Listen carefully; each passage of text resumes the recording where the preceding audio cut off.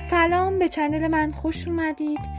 توی این قسمت قراره که درباره پنهون کردن ناحیه شکم و چربی‌های شکمی صحبت بکنیم. امیدوارم که از این ویدیو خوشتون بیاد. اگر دوستش داشتید حتما لایک کنید و برای دوستانتون هم بفرستید.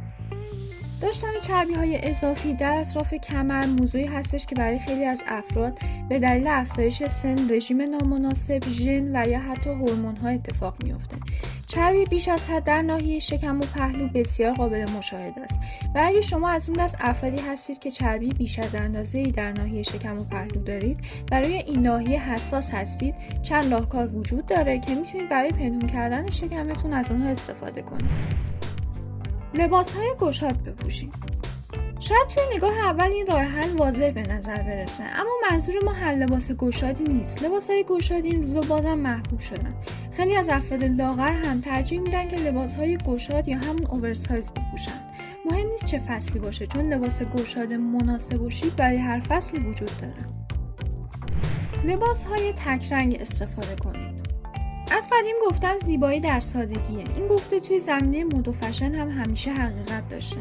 هرچی طرح و نقش و نگار لباستون کمتر باشه، لاغرتر به نظر میرسید. این توصیه به ویژه درباره شلوار و دامن صدق میکنه.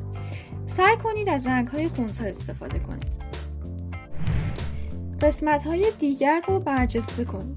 یکی از بهترین راه‌ها برای پنهان کردن چیزی پرت کردن حواس به سمت چیزهای دیگه است. اگر نمی‌خواهید چیزی جلب توجه کند، پس جای دیگه‌ای رو پررنگ‌تر کنید.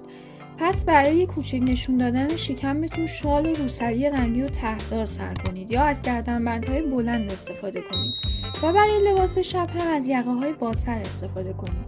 یقه قایقی یا یقه هفته باز نگاه رو به سمت گردن و شونه‌هاتون منحرف می‌کنه. لباس‌های بلندتر از قد زانو انتخاب کنید. هر چقدر لباس یا دامن شما کوتاه‌تر باشه، شکم شما رو بزرگتر نشون میده. لباس‌هایی با قد بلند ماکسی یا بلندتر از زانو باعث لاغرتر یا کشیده‌تر دیده شدن بدن میشن. لایه لایه لباس بپوشید. این توصیه بیشتر مناسب فصول سرد سال هستش. لازم نیست با یک کت تگ یا کافشن سرتای قضیه رو هم بیارید. برای لاغرتر دیده شدن چند لایه بلوز و بالاپوش انتخاب کنید و در نهایت با یه شال گردن استایلتون رو تکمیل کنید. به برش کمر لباس دقت کنید. اگر برش پیراهن شما دقیقاً روی شکم قرار بگیره، علاوه بر برجسته کردن شکم، قد رو هم کوتاه‌تر نشون میده. لباس‌هایی که برش کمر اونها زیر سینه است، شکم رو زیر خود پنهون میکنن. به علاوه کمر لباس روی لاغرترین قسمت بدن قرار میگیره و هیکل رو کوچیک‌تر از اندازه واقعیش نشون میده. شلوار فاق بلند بپوشید. موقع انتخاب شلوار حتما دقت کنید که قسمت کمرش کمی بلندتر از حد معمول باشه. این شلوارها علاوه بر جمع کردن شکم، پاها رو بلندتر از اندازه واقعی نشون میدن و پاهای بلندتر بدن رو لاغرتر و کشیده‌تر از اندازه واقعی نشون میدن. از لک و شلوار گنی استفاده کنید.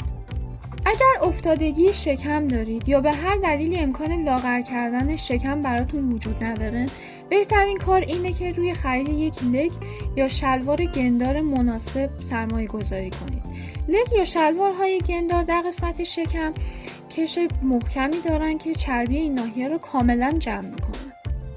و در آخر مهمترین نکته، بلوزتون رو زیر شلوارتون نبرید. قرار دادن بلوز یا تیشرت زیر شلوار ابعاد و اندازه شکم رو کاملا واضح‌تر نشون میده. خیلی ممنونم از اینکه تا انتهای ویدیو با من همراه بودید. امیدوارم که براتون کاربردی باشه. اگر دوستش داشتید حتما لایک کنید و برای دوستانتون هم بفرستید. خدا نگهدار.